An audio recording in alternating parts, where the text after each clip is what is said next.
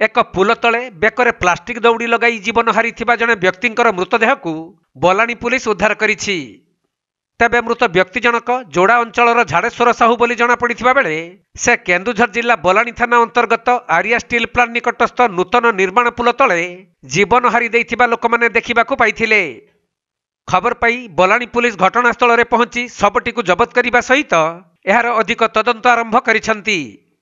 सेपटे मृत व्यक्ति जनक किछि दिन पूर्व जोड़ा टाटा स्टील प्लांट रु अवसर नहीं बेले जोड़ा अंचल एही व्यक्ति जनक बलाणी अंचल में निजर जीवन हारिबाकू नहीं संदेह सृष्टि होइछि।